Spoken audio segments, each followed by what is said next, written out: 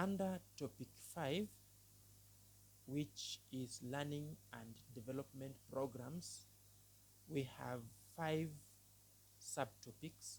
Subtopic number 1, development stages of learning intervention. 2, types of learning intervention, proactive, intentional, formal, flexible. And 3, we have talked about designing and developing a training program. Now, number 4 is strengths and weaknesses of programs on different groups.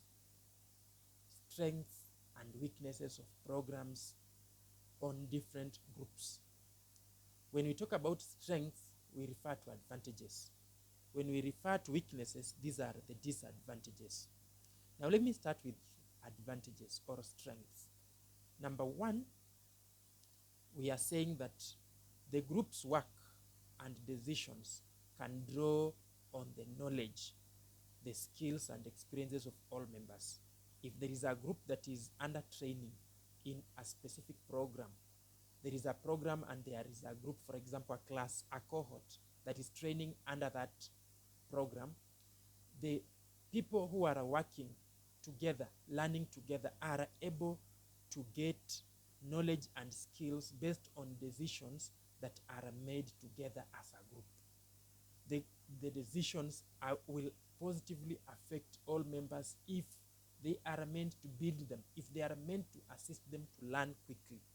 Then all members are likely to learn quickly. This means that the decisions can be informed by a multiple of perspectives, a multiple of needs. And sometimes one may not see some parts of their needs until maybe they learn that from another person. So more likely, there is stronger evidence in terms of needs, and then that will necessitate the training program to facilitate learning in all the areas that would otherwise have been forgotten. Then number 2, it is also good to know that group working encourages members to develop and explore new ideas and perspectives. There are ideas and perspectives that somebody would not look at if they were left alone. But once there are many in a group, they will be able to carry out research. They will be able to apply different techniques of problem solving so that they are able to handle issues and challenges they will approach.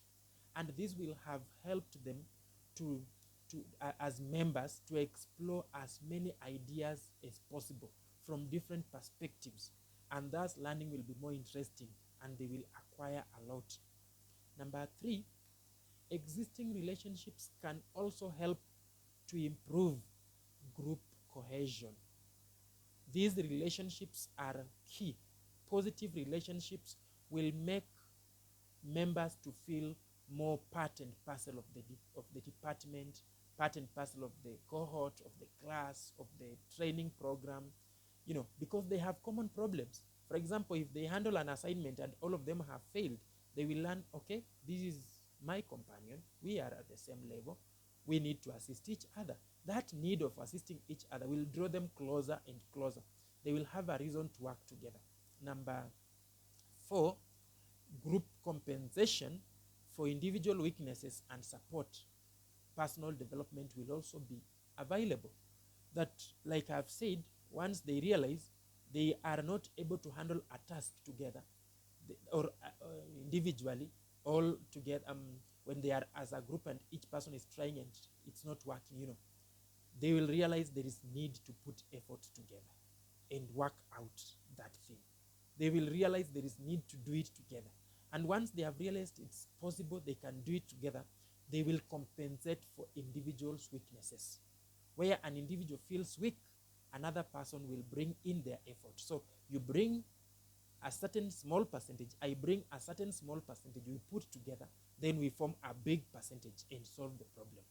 And then number 5, working in groups can also satisfy the need of belonging according to Maslow's hierarchy of being, hierarchy of needs.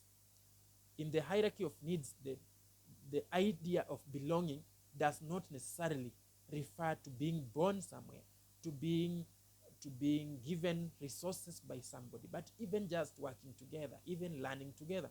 It makes people to feel there is that team idea.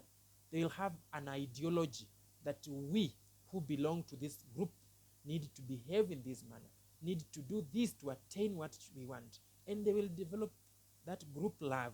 They will develop that togetherness, and it will form a basis of them working together. Now, what are the weaknesses of working in groups? There are always challenges of working in groups.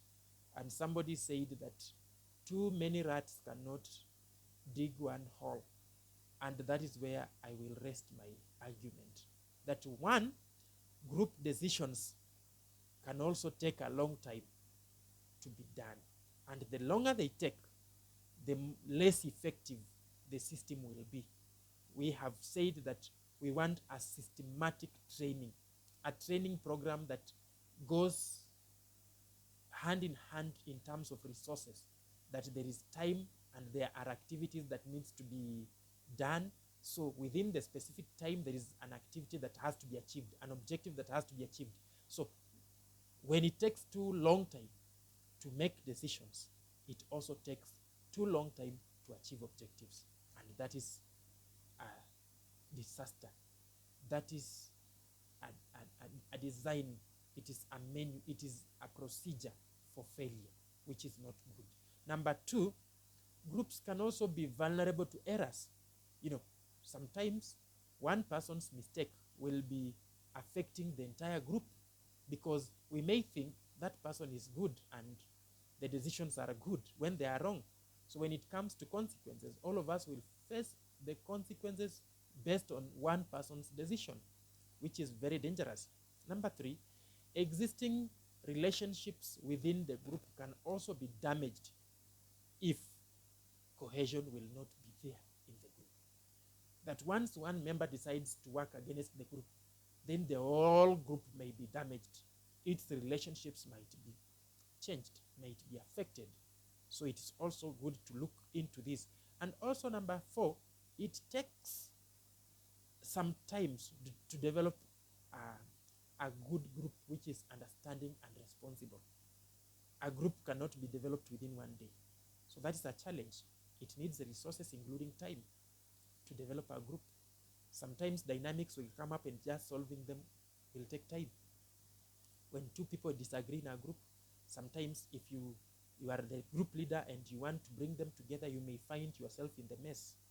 Instead of bringing them together, you may realize you are hating one or even both, the two who are disagreeing, and maybe affecting the entire relationship in the group. So such are weaknesses and problems. Number five, working in a group can also dampen individuals' sense of responsibility and decision making. Some people fail to be responsible because they over-rely, they over-depend on what the group wants. So they sleep and wait for the group leader to say something, when they would have made a decision and decided to work on it. So they will wait for the group leader to give guidance, and sometimes that will take too long. Thank you very much.